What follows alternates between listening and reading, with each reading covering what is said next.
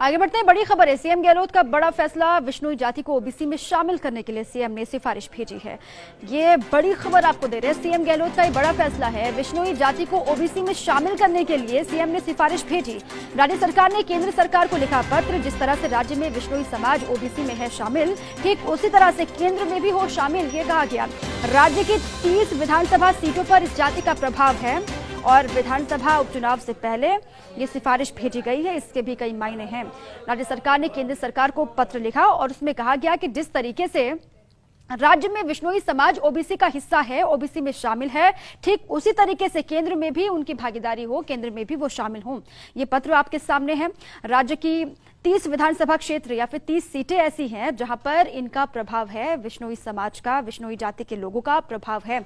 और विधानसभा उपचुनाव को लेकर उससे पहले ये बड़ा कदम माना भी जा रहा है। अब इसके पीछे की क्या रणनीति है, क्या स्ट्रैटेजी है, और ये भी अपने आप में बेहद महत्वपूर्ण है। सीएम गहलोत का बड़ा फैसला, विश्नोई जाति को ओबीसी में शामिल करने के लिए सीएम ने सिफारिश भेजी है केंद्र को। राज्य सरकार ने केंद्र सरकार को एक खत लिखा है, पत्र लिखा, जिसमें साफ तौर से कहा गया कि विश्नोई समाज ओबीसी में जिस तरीके से राज्य में शामिल है, ठीक उसी तरीके से केंद्र में भी वो शामिल हो, यही वो चाहते हैं।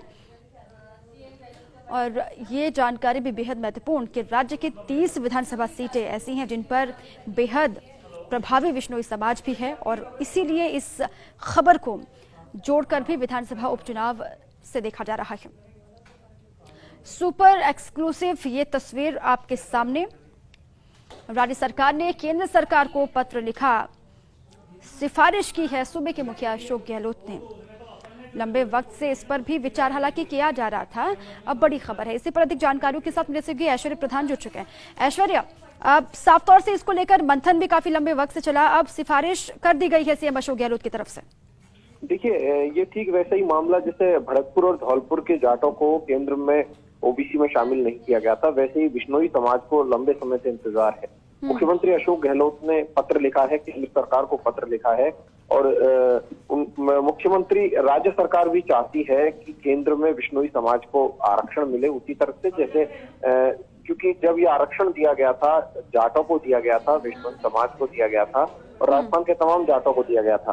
तो विश्नोई समाज जो है वो केंद्र में आरक्षण से भी वंचित है। तो इस पत्र के आधार पर केंद्र सरकार क्या फैसला लेती है, क्या अपने लिहाज से सर्वे दोबारा से करवाती है, देखने वाली बात होगी। लेकिन एक बड़ी अपनी तरफ से राज्य सरकार की एक बड़ी राहत है, उन्होंने अपनी तरफ से सिफारिश कर दी है केंद्र को, केंद्र विश्नोई समाज को आरक्षण की सूची में शामिल करे।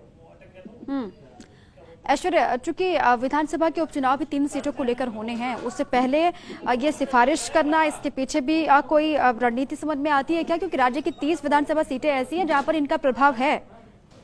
देखिए, इन तीनों सीटों पर बहुत ज्यादा प्रभाव नहीं है। अगर टोटली प्रभाव देखें तो मारवाड़ क्षेत्र में है। जोधपुर की अगर बात करें तो जोधपुर में बहुत अच्छी खासी संख्या है, बीकानेर में अच्छी संख्या है। हालांकि वोटर्स हैं, हम इनकार नहीं कर सकते, ठीक प्रभाव रखते हैं, लेकिन उस क्षेत्र में बहुत अच्छा प्रभाव है। लेकिन ओवरऑल इसे इन चुनावों से जोड़कर नहीं देखा जा सकता है। लंबे समय की मांग थी और लंबे समय से मांग चल रही थी विश्नोई समाज की, तो राज्य सरकार ने अपना पत्र भेजा है और पत्र के आधार पर केंद्र क्या कुछ फैसला करता है ये देखने वाली बात। लंबे वक्त से इसका इंतजार भी किया जा रहा था, इसकी मांग भी। अब राज्य सरकार ने अपनी तरफ से सिफारिश की, अब केंद्र की तरफ से क्या रिस्पॉन्स मिलता है इस पर लगातार नजर भी रहेगी। बहुत शुक्रिया ऐश्वर्या आपका पूरी बातचीत